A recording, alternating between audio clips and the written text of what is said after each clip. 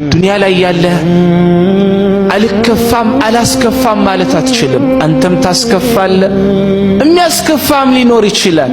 ስታስከፋም ይቅርታ እየጠየቅ ሲያስከፋውም ወደ ሰፊ የኖርክ ኖረህ እችን ዱንያ የተለያሃት እንደሆን መልካም ነው። አላህ እንደዛ አይነት ልቦና ይስጠን።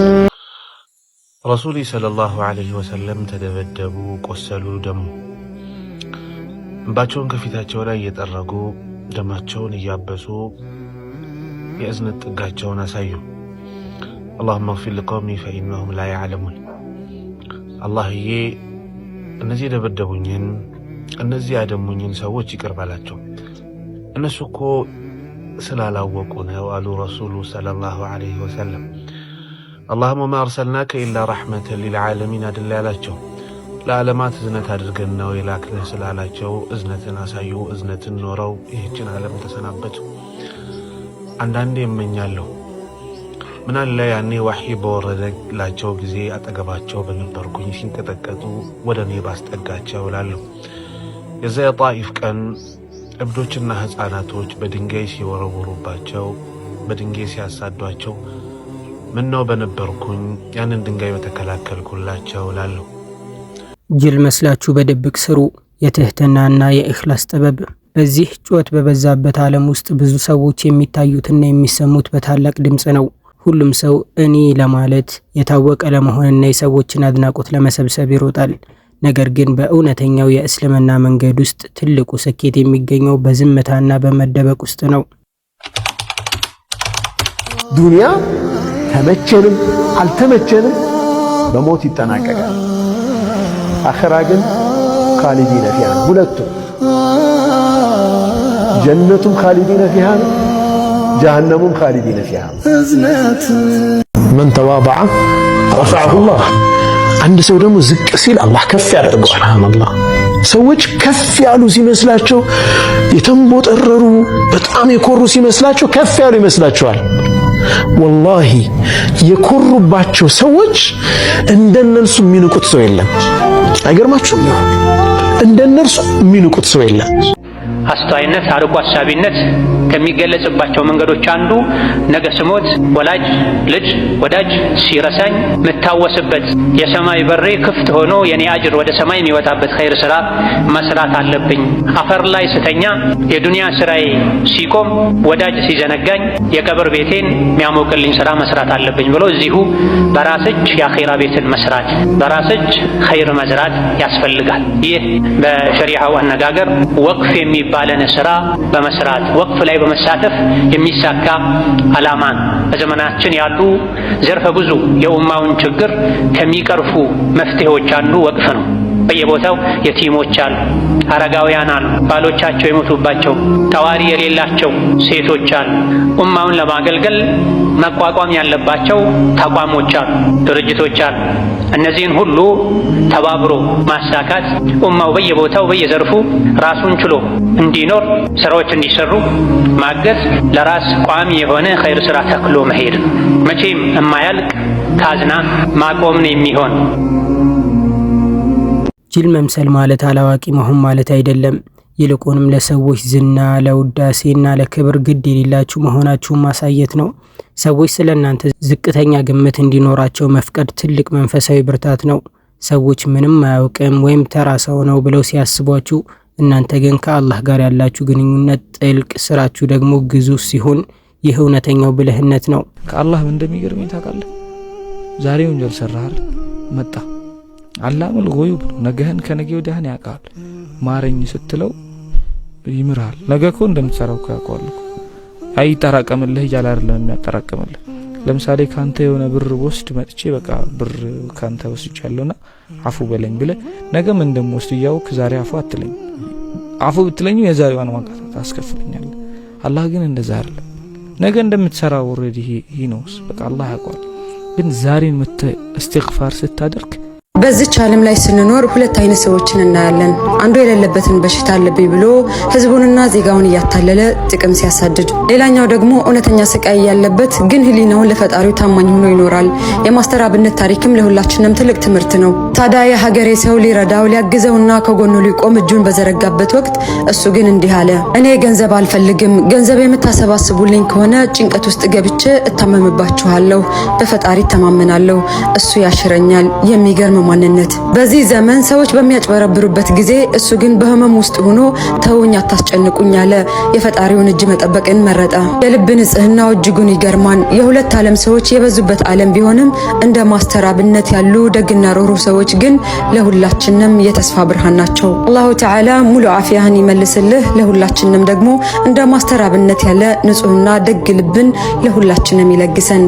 አላሁመ አሚን። የሚሰራቸው ደግነት ከልብ የመነጩ ስለሆኑ ደግነቱ በአደባባይ መስክሮለታል። በጣም የገረመኝ ሶሻል ሚዲያውን የተለያየ እምነት ያላቸው ሰዎች በየእምነታቸው የሚያደርጉለት ዱዓ በጣም አስደምሞኛል። አንተ መልካም ሰው፣ አንተ የደግነት ጥግ የሆንከው ልጅ አላህ ሙሉ አፊያህን ይመልስልህ ያ ረብል ዓለሚን።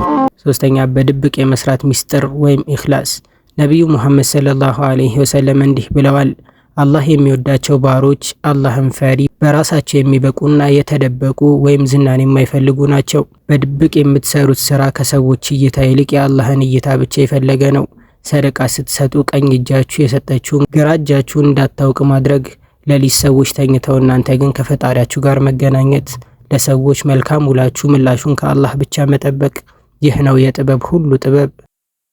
አላህዬ ያማረዲን ምቹ ዱንያ ተመኝቼ ከረሕመትህ ከችሮታህ መቅመስ ሽቼ አኮበኮብኮ ደግፈ በድክመቴ ልደገፈ አላህ አልኩኝ ወዱድ አልኩኝ በስም ሲፋህ እያጌጥኩኝ ተጠጋውህ በሺ ወንጀል እዝነትህን በመከጀል ተጠጋውህ በሺ ጥፋት ቀልብ ሩሄ መረጋጋት ቢናፍቃት ማረኝ ላለህ የምትምር አጽናኝ ላለህ የምታጸና የደከመን አበርትተህ የወደቀን የምታቀና እኔም አልኩኝ ደካማ ነኝ አጽናኝ ባክህ ኢላሂዬ ሰቢት ቀልቢ አላ ዲኒክ።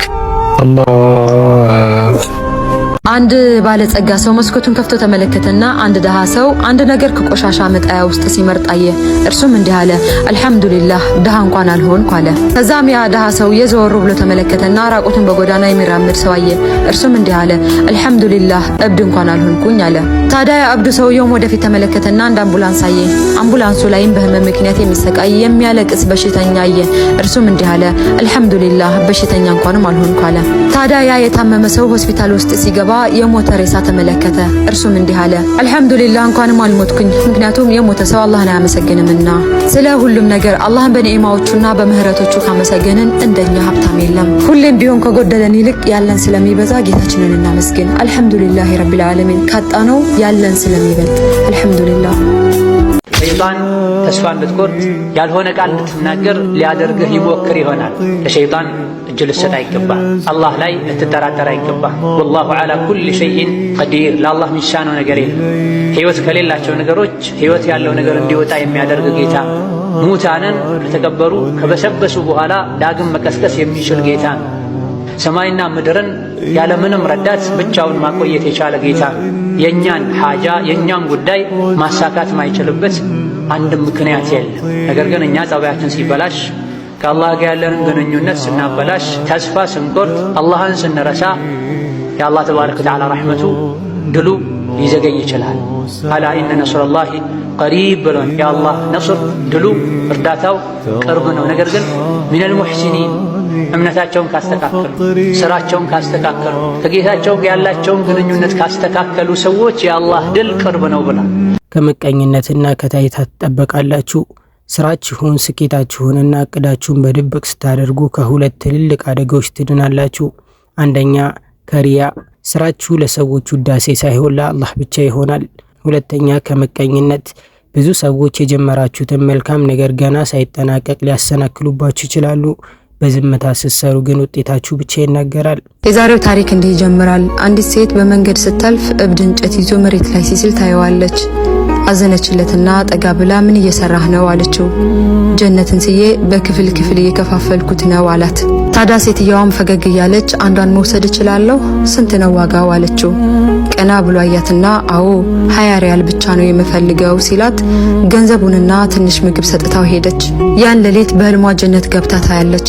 ጧት ስትነሳ በህልም ያየችውንና ቀን ያገኘችውን እብድ ለባሏ ነገረችው። ታዲያ በዚህ ጊዜ ባልየውም ወደ እብዱ ሄደ።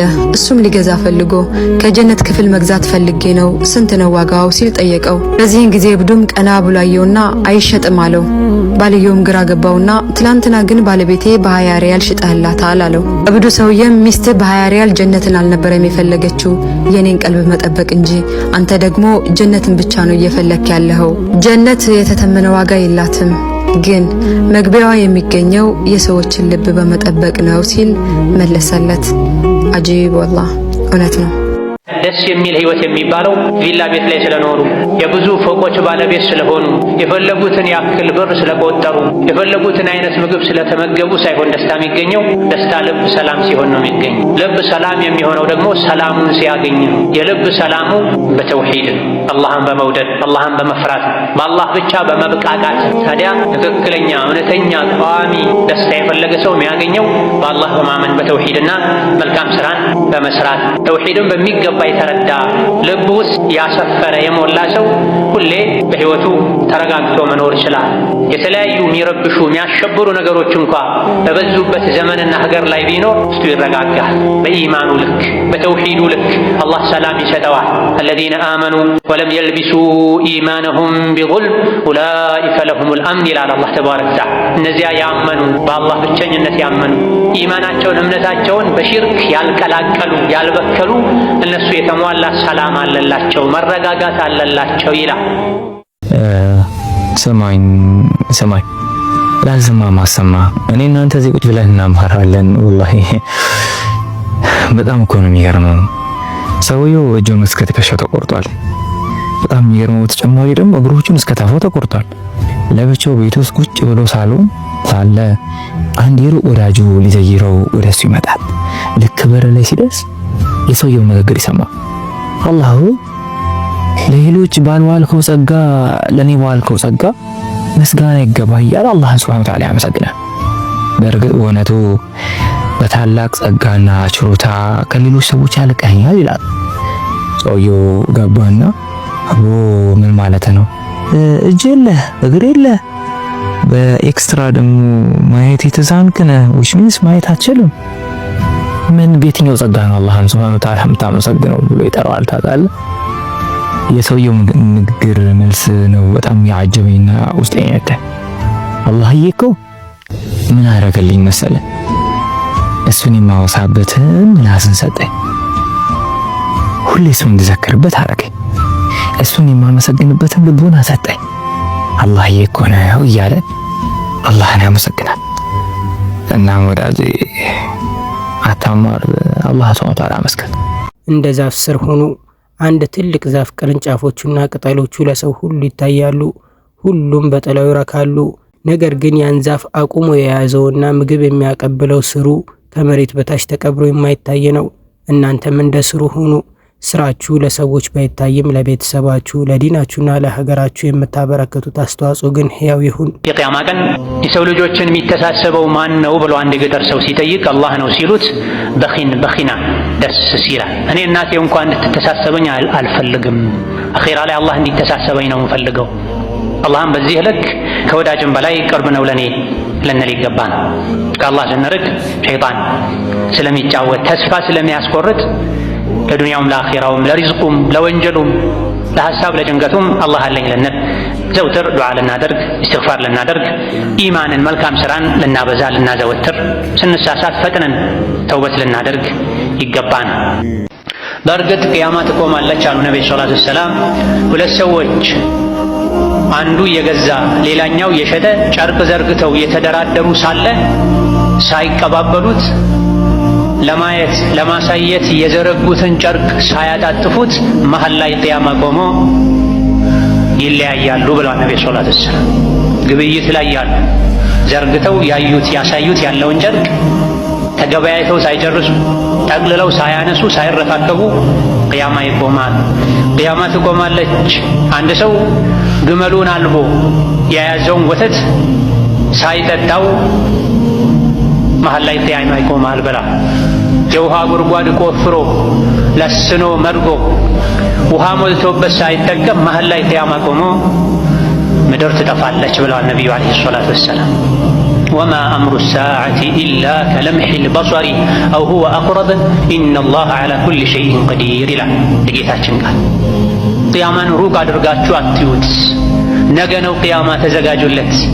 የቂያማ ጉዳይ እንደ አይነ ቅጽበት ነው። አንድ ሰው አይኑን ጨፍኖ በሚገልጽበት ቅጽበት ቂያማ ሊቆም ይችላል። እንደውም ከዛም የቀረበ ነው አለ አላህ ተባረከ ወተዓላ። ወማ አምሩ ሳዓቲ ኢላ ከለምሒል በሰር አው ሁወ አቅረብ። አረ እንደውም ከዛም የቀረበ ነው አለ አላህ። ሁሉን ነገር ማድረግ የሚችል ነው። ገና ነው። ብዙ የቂያማ ምልክቶች አሉ፣ አልታዩም። ሰላም ነው ዓለም ምድር አትበሉ። ዓለም ታወቅ፣ ታይ፣ ተደነቅ ትላለች። እስልምና ግን ተናነስ፣ ስራህን አሳምር፣ ለአላህ ብቻ ብለህ ስራ ይላል። ሰዎች ጅል ወይም ተራ ሰው አድርገው ቢቆጥሯችሁ አይክፋችሁ። ምክንያቱም እናንተ ሰማይ ላይ የምትታወቁ፣ ምድር ላይ ግን የተደበቃችሁ የፈጣሪ ምርጥ ባሮች ለመሆን እየጣራችሁ ነው። በዝምታ ስሩ፣ ስኬታችሁን አላህ ይግለጠው። በድብቅ ስሩ፣ አዝዕርታችሁን በአኼራ ታጭዳላችሁ። አስታውሱ፣ ድምፅ ያለው ከበሮ ባዶ ነው፣ ፍሬ የያዘ ዛፍ ግን ዝምተኛ ነው። ነቢዩ ዓለይሂ ሰላቱ ወሰላም አሸጅ ብኑ አብዱል ቀይስ የሚባለን ሰው ኢነ ፊካ ኸስለተይኒ፣ አንተ ዘንድ ሁለት ባህሪዎች አሉ አሉት ሲያደንቁት። ነቢዩ ዓለይሂ ሰላቱ ወሰላም ሱሐቦቻቸው ዘንድ መልካምና ጥሩን ነገር ካገኙ ያደንቁ ነበር። ስተትን መጥፎን የሚታረምን ካዩ ደግሞ ያርሙ ነበረ። አንተ ዘንድ ሁለት መልካም ባህሪዎች አሉ፣ አላህና መልእክተኛው የሚወዷቸው ጥሩ ባህሪዎች አሉ አሉት። ከዛም እነዚህ ሁለት አላህና መልእክተኛው የሚወዷቸው ባህሪያት ምን እንደሆኑ ሲገልጹ ምን አሉ? አንደኛው መቻል፣ ሁለተኛው መረጋጋት ነው አሉ። ቻይነት እና ረጋ ማለት አሉ። ኢማም ሙስሊም የዘገቡት ሐዲስ። ሕልም ማለት አለመቸኮል ማለት፣ መረጋጋት ማለት መቻል፣ መታገስ ማለት። ብዙ ጊዜ ሰዎች ለወሬ እንዲፈጥኑ የሚያደርጋቸው ያልተጣራን ወሬ የወሬን ጭራ ይዘው ሙሉን እንዳገኙት አድርገው አቋም ለመያዝ፣ ለመወሰን፣ ለመጥላት፣ ለመውደድ፣ ለመደገፍ፣ ለመንቀፍ፣ ለማሰራጨት የሚቸኩሉት ትዕግስት ተልቋቸው፣ እርጋታ ጎድሏቸውን። ችኮላ ኋላ ላይ ጸጸትን ያስከትላል። መረጋጋት ደግሞ ኋላ ላይ ያኮራል። መቸኮል ኋላ ላይ ያጸጽታል፣ ያስቆጫል፣ ያዋረዳል። መረጋጋት ደግሞ ኋላ ላይ ያስከብራል። እዚህ ቻናላችን ላይ የምንለቃቸው ቪዲዮዎች ከተመቻችሁ የቴሌግራም ኮሚኒቲ አለን። እዛ ኮሚኒቲ ላይ የተለያዩ ቻሌንጆችን፣ እዚህ ላይ የማይለቀቁ ቪዲዮዎችን እንለቅበታለን። ሊንኩን ኮመንት ላይ አስቀምጥላችኋለሁ። ገብታችሁ ፎሎ አድርጉ። ለቻናላችን አዲስ የሆናችሁ ሰዎች ደግሞ ሰብስክራይብ በማድረግ ቤተሰብ ሆኑ።